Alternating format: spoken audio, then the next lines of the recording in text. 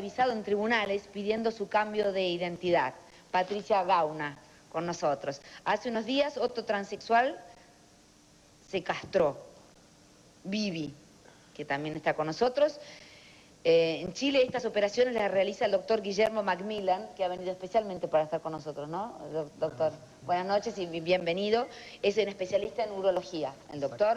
Y también está presente el doctor Eduardo Zubizarreta, ex profesor de la Universidad de El Salvador y miembro de la Federación Internacional de Acción Familiar. Bienvenido, doctor. Bienvenidos a todos, ¿no? Es un tema muy especial que vamos a tratar hoy. Es difícil tratar esto en televisión, pero bueno, vamos a hacer lo posible para que se nos entiendan y podamos hablar con los facultativos y también con las personas que han protagonizado estos hechos, ¿no? Por ejemplo, Patricia, queremos saber, porque está en la tapa de todos los diarios hoy, los diarios de la tarde, ¿qué pasó hoy en el juzgado? Y pasó que el viernes, sorpresivamente, me llega una citación por primera vez para asistir al cuerpo médico forense, el cual fue la primera vez también que ellos revisan un caso como el mío, de tal manera que nunca antes, si bien se había presentado a hacer un cambio de documentación alguien en su momento, no habían pedido el cuerpo médico forense revisación. Fui la primera en este caso. Los médicos, por lo tanto, hablaron con mi abogada y están satisfechos del tipo de intervención que tengo. Es un logro, es muy importante para nosotras en Argentina, que vivimos lamentablemente sin un documento que nos avale, ¿no? En este caso salí yo a pedir los documentos. ¿Por eso es que te citaron? Sí, sí. A raíz que vos pediste cambio de documento. Claro, esto se presentó, equivale que hace muchos años se hizo otras presentaciones. La doctora Covelo acaba de presentar esto hace muy poco y tuve una reacción muy importante, muy fuerte. Equivale que enseguida se manifestó el movimiento de que por pronto demostraban interés en esto. Y bueno, de pronto fui llamada. Mañana voy a cursar otros estudios también, no voy a cursar, voy a pasar por otros estudios. Sí. También con el cuerpo médico. Con otro médico que es psiquiátrico.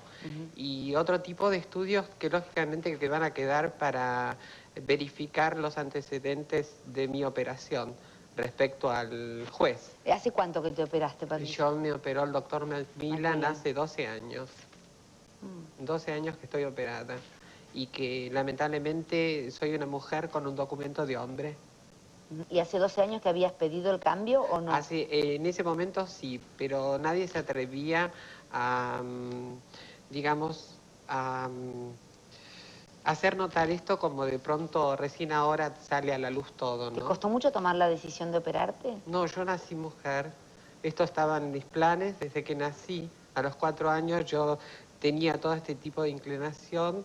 De pronto no fui desegregada de una familia, estoy apoyada por mi familia, convivo con ellos, gracias a mi padre y a mi madre. Estoy toda la familia que ha unido. Yo no soy, digamos, una paria de las circunstancias, soy una integrante más de mi familia. Y tomar la decisión, y la tomé desde que nací, creo.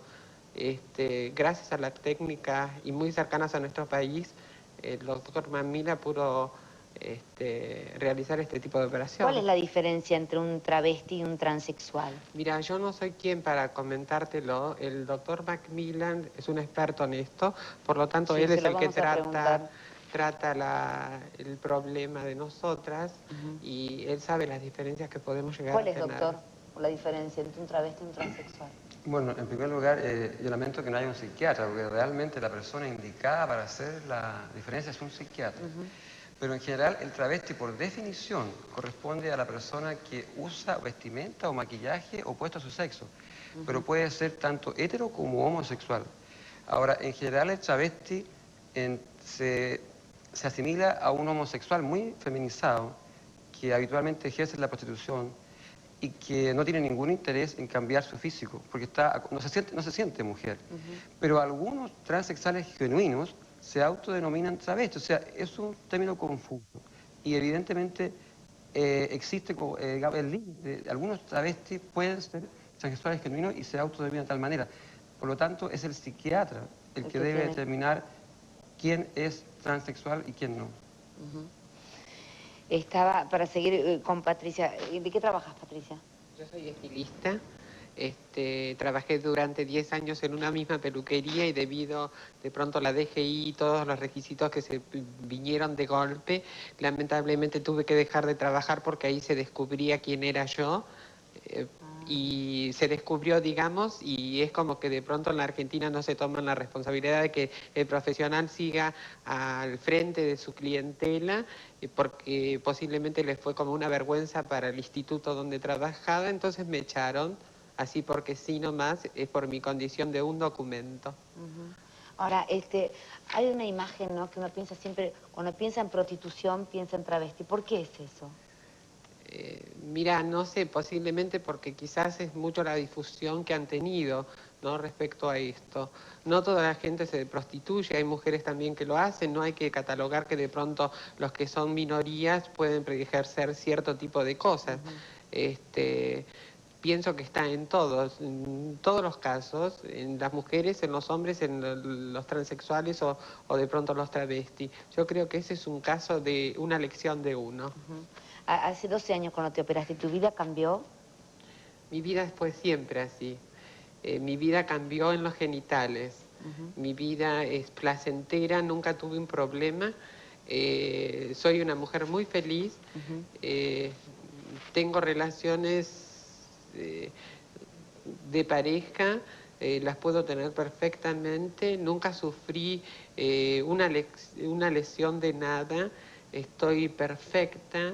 De hecho, hoy corroboraron los médicos forenses que estoy bárbara y que ellos nunca se habían pensado de que una intervención quirúrgica de esta magnitud iba a ser tan perfecta.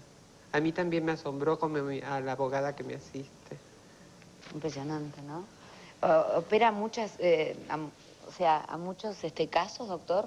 ¿Cuántos casos más o menos tiene? Mire, yo quisiera aclarar de que yo soy un urólogo, ¿cierto? Sí. Que dentro de todo su quehacer urológico, que por supuesto trabajo todos los días, y yo hago 8 a 10 cirugías de cambio de sexo o de transexualismo por año.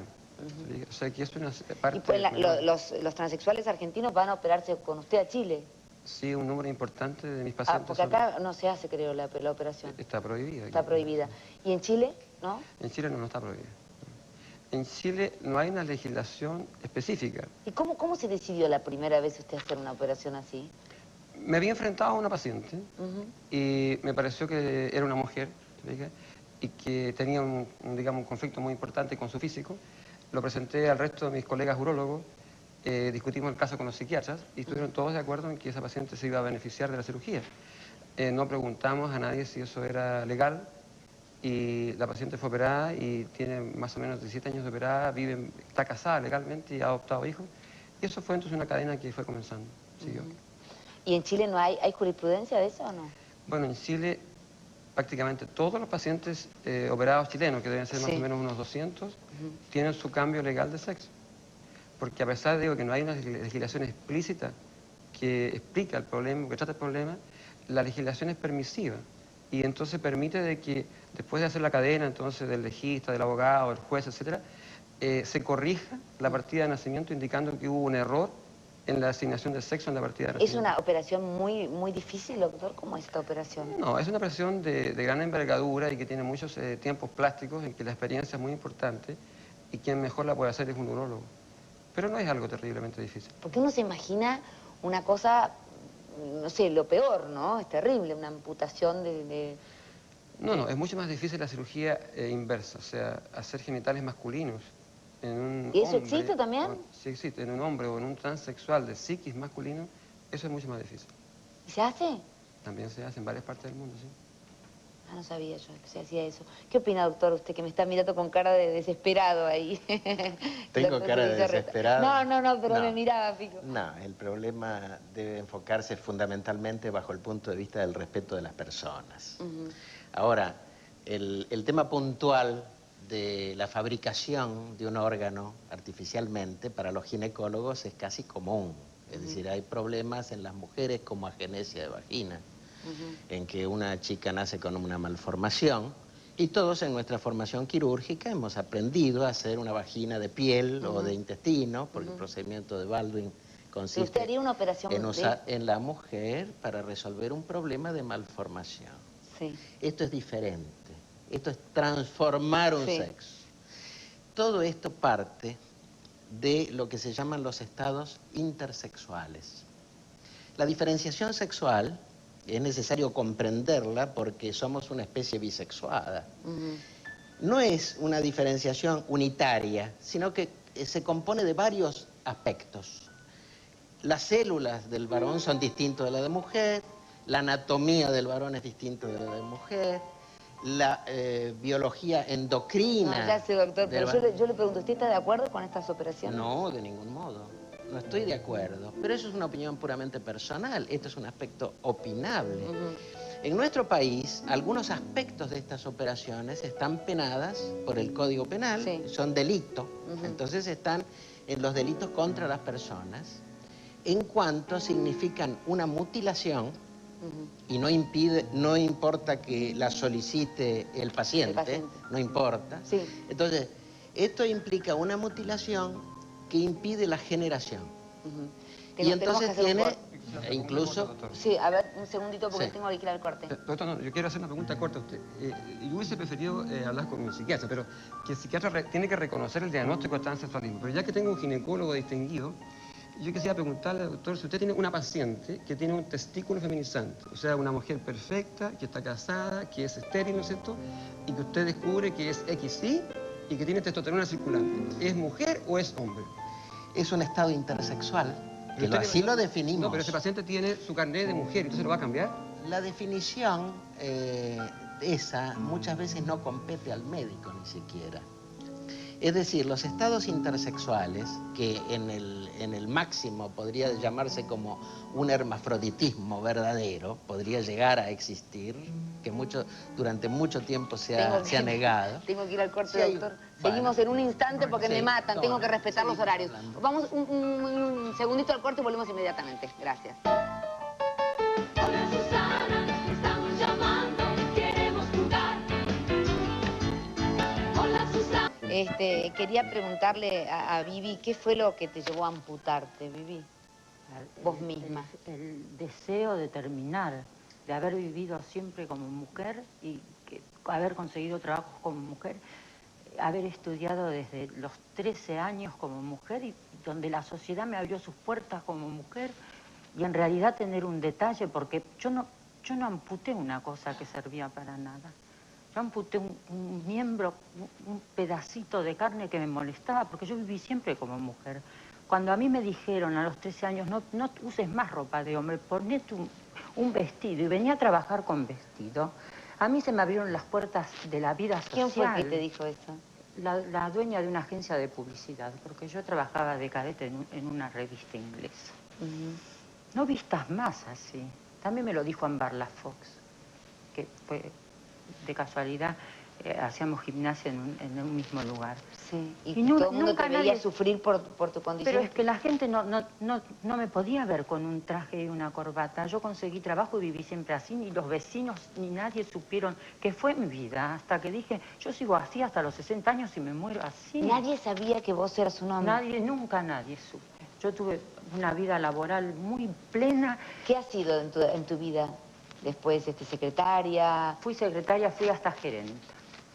Sin que nadie supiera. Sin que nadie supiera. Entonces, un día te volviste loca. Yo tuve una conmoción muy fuerte y dije, basta, porque mi vida se tiene que terminar, porque mi familia, que es la que sabe, sufre mucho. Claro, claro. Algún día voy a ir por la calle, por ese detalle que nunca tuvo vida, yo voy a aparecer en los diarios y mi madre y todos los que me sostuvieron y me va a perder el trabajo y yo tengo que llevar el sustento a mi casa porque mi mamá gana 140 pesos, tiene 77 años y me está manteniendo estos últimos 3 años que yo no consigo trabajo. ¿Y por qué no conseguís trabajo? Porque ahora el problema laboral es grande para mis 48 verdaderos años. Vivi, ahora vos sabés que para encerrarse en un baño como hiciste vos y hacer lo que hiciste tenés que tener también unas agallas impresionantes, ¿no? Susana, yo no tengo otra alternativa porque yo nací respirando mujer y quise morir mujer. ¿Qué consecuencias puede tener lo que te hiciste? No sé, Susana, no lo pensé, busqué el fin. No quiero que sufra más nadie por mí. Todo el mundo me acepta como mujer en mis trabajos. ¿Pero es verdad que ibas a hospitales y no te atendían? No, no me atendían porque acá está considerado como lesiones gravísimas y los médicos, podrían pensar que yo los acusaba de que ellos me habían tocado, me habían ocasionado una lesión gravísima y que yo podía lucrar. Entonces, ¿cómo te curaste vos? ¿Cómo hiciste? Porque yo trabajo con médicos desde 30 años, Susana. Entonces, vos sola... Y yo leí mucha literatura y leí, pero yo cuando hice esta mutilación o esta... Sí, mutilación. No es mutilación, tratando de que mi cuerpo fuese más acorde a mi mentalidad y a lo que yo respiro por cada célula de mi cuerpo, yo no sabía lo que iba a pasar. Yo después tomé conciencia. ¿Cuál es tu estado de salud ahora? Y mi estado de salud no es bueno porque yo sigo, esto tiene que concluir ahora con la operación, sí o sí. Y yo no lo manejé especulando. Yo quería morir, Susana. Yo no quería empezar el 4 de enero, que fue el que hice esto, viviendo así. Donde convivir con vos es como si vos me convivís conmigo como mujer y yo hay cosas que no las puedo explicar. No tenés pareja, no salís los domingos. Rechazar a los hombres que se te acercan porque te pretenden para formar un hogar seriamente, es un dolor lacerante. Esto es desde mi infancia, mi mamá recorrió especialistas, recorrió todo, siempre el mismo consejo, váyanse de este país, vista a su hija como mujer. Así yo viví cómodamente, mi vida social fue así durante 30 y pico de años y me aceptó la sociedad, Susana. No me acepta si ahora no me va a aceptar que yo conté esto porque estuve harta, yo no quiero ir a morir, y no quiero que a otra persona le pase lo mismo, porque tener un hijo transexual no es lo mismo que tener un hijo homosexual, porque un transexual no lo aceptan los homosexuales, no lo acepta la gente común, y la familia se destruye, porque tiene un ser que en realidad en este país está considerado como un monstruo, es un tipo de xenofobia, porque se hacen otras prácticas médicas ilegales y se hacen continuamente. Y muchos médicos, discúlpeme, doctor, viven de eso. No quiero decir la palabra. ¿De qué viven los ginecólogos? Después de tantos años que yo trabajo con médicos. Entonces me pareció muy injusto seguir que mi familia siga sufriendo y seguir mintiéndole que conseguía trabajo vendiendo las pocas cosas que yo tenía guardadas.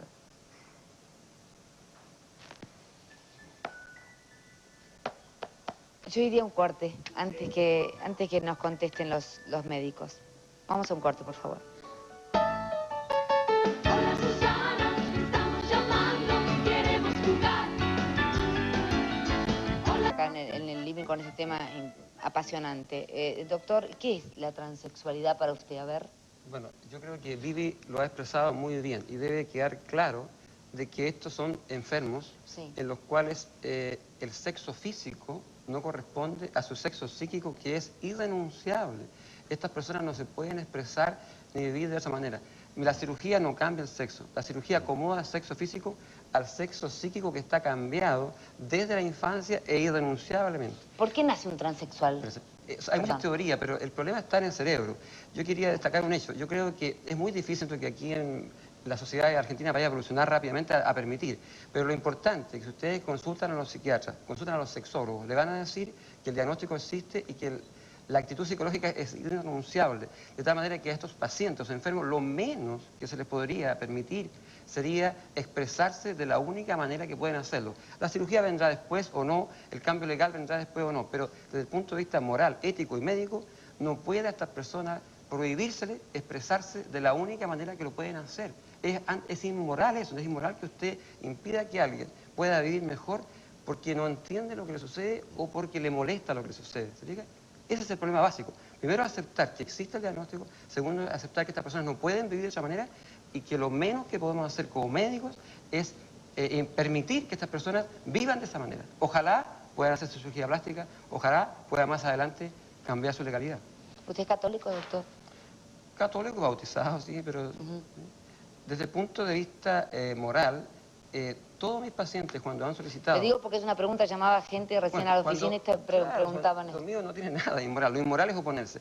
Cuando mis pacientes han solicitado ayuda religiosa, en lo personal siempre lo han obtenido. Y afortunadamente yo ahora tengo documentos del Comité de Ética de mi hospital en que distinguidos párrocos de alta alcurnia en la zona mía han, por escrito, considerado que esto es ético y moral. Y los pacientes que ellos han conocido corresponden, dice, a un error de la naturaleza. Y los pacientes viven mejor y desde el punto de vista ético, moral y médico no debiéramos oponerlo. Digamos, informes muy importantes para mi actividad. Doctor, ¿Quién, doctor, me va a mí a decir que yo tengo que estar fuera del mundo si yo no puedo procrear? ¿Quién tiene la ley, digamos, el modo de juzgarnos a nosotras, que tenemos una elección de vida, porque es una elección de vida? ¿Quién puede juzgarnos a nosotras? La palabra de Dios, la palabra del hombre, estoy hablando en general. Claro. No estamos afectando la sexualidad. No, lo que está haciendo es algo más que no impedir que se exprese, sino que está produciendo ciertos tipos de mutilaciones anatómicas para permitir que se exprese de la manera que quiere expresarse. pues se me fue el programa. Yo les quiero agradecer la presencia de ustedes acá. Gracias, doctor, gracias por haber venido de Chile para hablar con nosotros. Gracias, doctor. Un agradecimiento muy grande a Cáritas, que nos ayuda en nuestro alimento diario, a mi madre y a mí, y también espiritual. Muchas gracias. Gracias por haber venido. Vamos a ir al corte, volvemos enseguida.